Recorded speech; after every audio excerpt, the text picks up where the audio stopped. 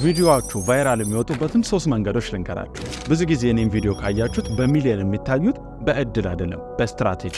እኔ የምጠቀማቸውን ስትራቴጂዎች ልንገራችሁ። የመጀመሪያው ኮንሲስተንሲ ነው። ኮንሲስተንሲ ማለት ብዙ ሰው ካያችሁ ደስ ባለው ሰዓትና ቪዲዮ ባለቀለት ሰዓት ነው ፖስት የሚያደርገው። ያ ደግሞ እጅግ በጣም ቻናሉን ስለሚጎዳው ሁሌም ተመሳሳይና ቋሚ ሰዓት ቢኖራችሁ ይመረጣል። ሁለተኛው ደግሞ ኒሽ ነው። ኒሽ ማለት ካታጎሪ፣ አንድ ካታጎሪ ይዛችሁ በተጓዙ መከራችኋለሁ። ላይክ እንደመጣላችሁ ቀልድ፣ ዘፈን ወይም ደግሞ ንግዶችን የምትለቁበት ከሆነ ስቴብል የሆነ ፋን አይኖራችሁ ማለት ነው፣ ወይም ተከታዮቻችሁን ምክንያት አሰጧቸው።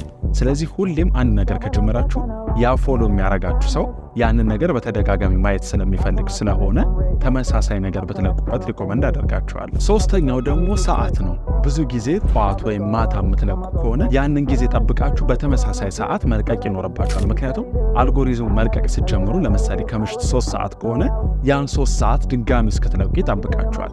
ግን እናንተ አሳስታችሁት 12 ሰዓት ብታረጉት በዛ ሰዓት ኤክስፔክት ስለማያረጋችሁ ፎር ዩ ፔጅ ላይ እንድትታዩ የሚያደርግበትን እድል እጅግ በጣም ይቀንሳል። በዛ ምክንያት ቪው እጅግ በጣም እንዲቀንስ ያደርጋል።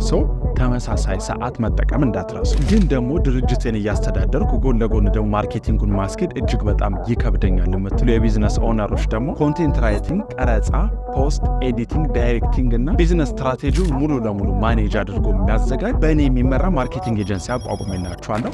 አገልግሎቱን ለማግኘት በ0913 67 07 33 በመደወል ፕሮግራም ውስጥ መካተት ትችላላችሁ። መልካም ጊዜ።